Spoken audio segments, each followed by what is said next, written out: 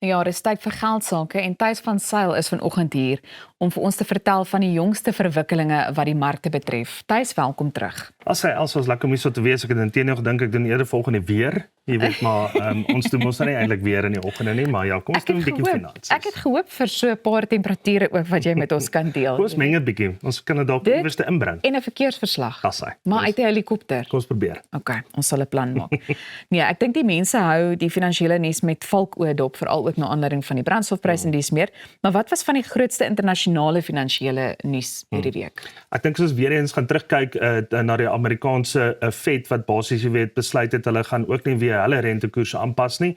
So hulle hou dit stabiel so tussen 3,5 tot 3,75% en dan natuurlik het hulle dit ook gehersien om ook dat basies weet uitklarings te maak as indien daar byvoorbeeld aanpassings gemaak sal word, sal dit moontlik eers in Desember wees, selfs dalk verwagtend oorgewas na kom ons sê Januarie, Februarie van 2027. Sure. So ek dink ja, dit gee ook 'n baie goeie direkte indikasie van wat Amerika se besluit is rondom die Iran tipe van konflik wat nou daar is in die Midde-Ooste, om wel ook te kan sê dat 'n moontlike langer tydperk sal neem, byvoorbeeld, jy weet, om dan nou hierdie, kom ons sê, vredesgesprekke te laat vorder, of selfs, jy weet, tot 'n rampspoedige tipe van 'n oplossing kan kom, en ek noem dit 'n rampspoedige tipe oplossing, maar dit is niks anders nie, maar dit is eintlik klaar 'n ramp.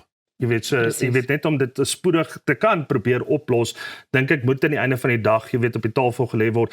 En weer eens het ons gesien in die week daar die Iranse tipe van terugvoer na die media toe is nie wat Donald Trump se administrasie sê teenoor die media nie. So dit wys ook vir 'n persoon, jy weet, maar wie glo jy nou eintlik? Jy weet, hoe naby is ons aan hierdie konflik einde? Want ek bedoel, dit is baie belangrik vir wat so 'n ekonomiese, kom ons sê, as ou gaan kyk, jy weet, wat Suid-Afrika moet doen. Jy weet hoe ons moet beplan. Jy weet hoe ekonome moet begin beplan, fondsbestuurders begin beplan, want hierdie goeie speel tog 'n groot rol, jy weet, in jou besluitneming en jou mandjie van aandele, maar kom ons kyk maar. Ja, daai teenstrydigheid skep net verdere onsekerheid, jy weet, wat 'n mens in hierdie stadium nie kan bekostig nie. Goed, is daar enigiets anders wat jy wil byvoeg na aanleiding van hoe internasionale markte daarop gereageer het? Kyk, as ons gaan kyk teenoor die Suid-Afrikaanse markte waar ons nou sal praat, maar die S&P 500 en die Nasdaq, hulle vat dit half oukeierig, as ek dit so kan stel. Jy weet, die woord kan gebruik oukeierig. Want as ons gaan kyk, jy weet, die Nasdaq en die S&P 500 het albei geval met so tussen 7 tot 7,5% net oor die laaste maand. So ons fokus eintlik op die laaste maand, want dis eintlik waar hierdie konflik nou maar eintlik hand uitgeruk het. Teenoor die Suid-Afrikaanse markte byvoorbeeld oor die laaste maand ongeveer so 13,6% verloor. Dit is amper letterlik dubbel.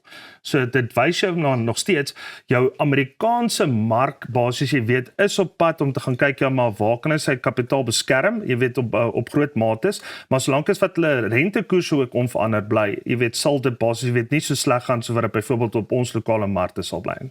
Gepraat daarvan, wat is die impak op Suid-Afrika? Suid-Afrika trek bietjie swaar, wat eintlik die grootste verloder was vir ons nou tot en met dusver was hulpbronne gewees. So hulpbronne het ongeveer geval as 'n sektor met meer as 22% net oor die laaste 30 dae. Maar weer eens is dit ook maar die aanpassing rondom die goudprys, want die goudprys het gedaal van ongeveer rekordhoogtes van $5,500 na ongeveer waar hy vandag in die omgewing is net so oor die $4,400. So daai is nog 'n groot wat so 'n vervalling wat gebeur het, maar natuurlik die aandelepryse word daaraan aangepas. As ons gaan kyk byvoorbeeld na hulpbronne, soos wat ek jou gesê het, small cap, medium cap so tussen 13 tot 8%, industriële aandele so 5,6%, maar jaar tot datum ook industriële aandele geval met ongeveer so 9,49%. So dit is rooi op die markte, as ou dit so kan stel. So as jy nou wil 'n weerverslag doen, dit is donder weer. Okay, met 'n kanse van wat saam dalk bietjie sonskyn, jy weet, later, andersins jy weet, kan dit dalk ook 'n tornado dalk sien, jy weet, op die markte.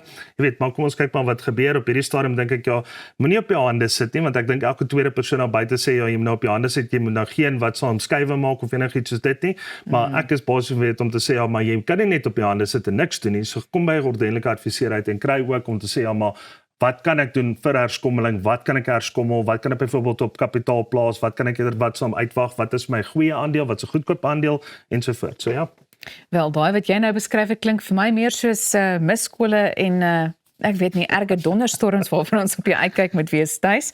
Maar goed, wat is die belangrikste plaaslike ekonomiese nuus? Ek dink as ons gaan kyk na plaaslike ekonomiese nuus, wil ek amper so klein bietjie net hier na polities toeskuif ook, want weer eens politiek speel maar tog 'n groot rol in die uitkoms van markte en natuurlik die vertrouensverhouding van internasionale markte en hoe hulle reageer. So wat baie interessant was die solidariteit byvoorbeeld met hulle mediaverklaring vir vroeër in die week het hulle met Fikile Mbalula het hulle uitlatings gemaak wat hulle byvoorbeeld sê ja rondom sy Hamas koneksies wat hy natuurlik het, sy verhouding met Iran, natuurlik sy baie duur vakansie wat hy in Dubai gehad het, jy weet in Desember en dan natuurlik jy weet wil 'n klompie dinge by hom en natuurlik van die ANC af ook verneem en wil hoor. En natuurlik as ons ook nie kan vergeet van byvoorbeeld die verhouding wat ons op hierdie huidige stadium het, ook met die Amerikaanse ambassade, jy weet ook met hulle ambassadeurs. So met ander woorde wat hulle daar eintlik uitgewys het wat vir my half reg is dat hulle gesê het vir die Amerikaanse regering is kyk na hierdie persoon as 'n persoon. Okay. En kyk na hierdie ou as 'n persoon en kyk na daai ou as 'n persoon en daai ou as 'n persoon. Moenie Suid-Afrika straf as gevolg van individuele tipe van verhoudings daar buite nie. En ek dink dis verskriklik belangrik. Jy weet dat 'n ou byvoorbeeld daai uitkyk moet hê, want die Amerikaanse regering het dit ook gedoen destyds met Rusland. Jy weet so hulle het sekere individue het hulle basies weet agtervolg en hulle het hulle basies weet opgevolg en hulle het teen hulle opgetree. Maar byvoorbeeld as ons net daai ding kan regkry in ons verhouding met die Amerikaanse ambassade in Amerika as sulk. Jy weet net om seker te maak ook hierdie dinge gaan nog 'n groot rol speel, maar die uitkoms daarvan moenie op my en jou wees nie. En ek dink ja, dis baie belangrik. So ek dink ja, daar was 'n baie goeie stap en ek dink ja, van 'n ekonomiese perspektief af skep dit vertrouensverhouding nie net vir my ook nie, jy weet as 'n normale belegger nie, maar ook ek dink in die buitelands wat soms is dit ook 'n skepping van daar gebeur iets. En hierdie diplomatieke verhoudings is belangrik want ek bedoel 'n mens kyk ook nou na wat gebeur het met die G7 beraad, jy weet, en die uitnodiging wat nou nie meer 'n uitnodiging is nie. Nigerië toe gegaan het. Ja, en toe waarom ons sê ja, maar ons moet nou nie daaroor worry nie. Jy weet dit word in 'n hoetjie gegooi en dan trek ons Afrika land, maar ja. Alles gaan oukeierig wees as ek jou woord mag gebruik. Goed, beteken dit dat rentekoerse nog lank hoog gaan bly? Ja, dis die ander probleem wat ons natuurlik het, is ons het in laasweek ook gesien die rentekoerse gaan wel onveranderd bly. Ek dink inteendeel ons gaan nie enige rentekoersverlagings kry in hierdie jaar nie, want ons grootste probleem is ook ons teiken van inflasie tussen 3 tot 4% gaan basies weet onder druk geplaas word van die tweede tot die derde kwartaal. Nou met die petrolprysverhogings wat 'n groot rol gaan speel, en dan natuurlik jy weet sanksies wat kan volg, jy weet na hierdie wat snaam kom ons sê Iranse Midde-Ooste tipe van krisis wat in die gang is. Amerika is besig, so met ander woorde, dit is nie net gefokus byvoorbeeld op die Midde-Ooste nie. So daar is nie eintlik 'n kans, jy weet, dat Suid-Afrika op baie goederes nie kan gepenaliseer word nie. En dit sit die rand dadelik onder druk. Okay, so krisisse, wêreldkrisisse sit die rand onder druk. Rentekoers verlagings gaan die rand onder druk sit. So daar en byvoorbeeld as die Fed nie hulle rentekoerse verander het, plaas die rand onder druk. En dit het ons mos eenvoudig baie weer gesien. Die laaste is ons net gaan kyk, jy weet, die laaste maand weer eens 7,34% se verlies op die rand. Sure.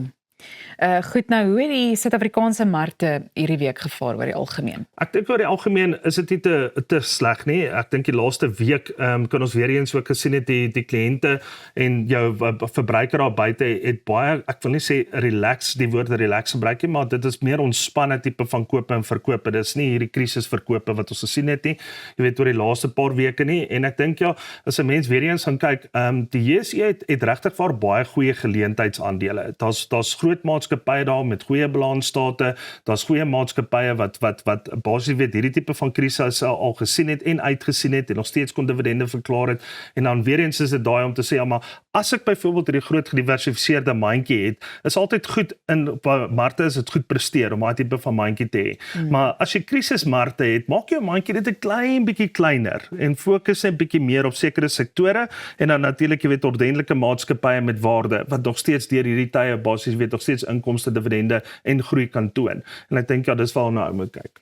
Dis ek wil gou 'n ander vraagie ingooi want ons president het nou gesê hy en die minister van finansies, kyk jy's nou ons minister van finansies, maar die ander minister van finansies, hulle het glo slapelose nagte na aanleiding van hierdie brandstofkrisis. Ja. En hy het ook nou gesê dat die regering moet kyk, jy weet wat hulle kan doen om Suid-Afrikaners in die verband te help. Is daar enigiets wat hulle sal kan doen? Ja, kyk jou grootste probleem is die heffingsverhogings skop nou Woensdag in. Maar maar nou ek wil nie sê ewe skielik dit was nou maar sodat dit gaan gebeur. Maar die begrotingsgedeelte is ook Woensdag, gaan dit ook inskop. So met ander woorde die belastingheffings, die RIF-heffings, jy weet, so met ander woorde die regeringsgedeelte skop ook Woensdag in.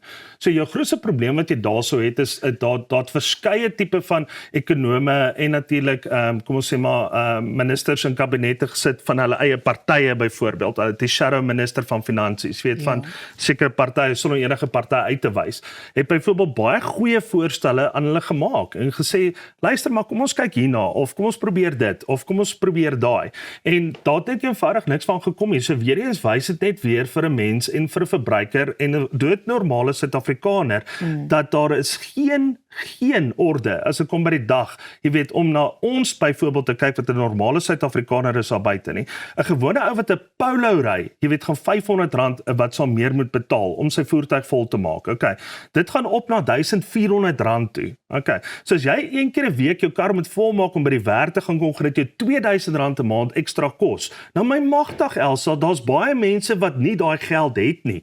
Maar ons sit met 'n regering wat net eenvoudig hulle worry net nie daaroor nie. Dit is nie 'n bekommernis vir hulle nie, want hulle karre word in elk geval volgemaak, jy weet. So met ander woorde, meneer, dat ons in daai gesprek gaan nie. Dit was soos daai tyd by beerkrag geweest. Kom ons sit jou ligte bietjie af vir 'n slag. Of kom ons sny jou water bietjie af vir 'n slag. Of betaal jy bietjie vir petrol vir 'n slag om by die parlement uit te kan kom. Dan kyk ons wat so voel jy daaroor.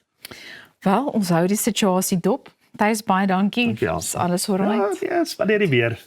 Alles is okay, Ragie. Goeiemôre, Connie. Goed, maar dit is 'n baie ernstige gesprek en nou weet ons ook wat die impak daarvan op my en jou gaan wees. Bly gerus ingeskakel want ons is net hierna weer terug. Jy kyk na Goeiemôre, Good Morning en daar is nog heelwat op die spyskaart.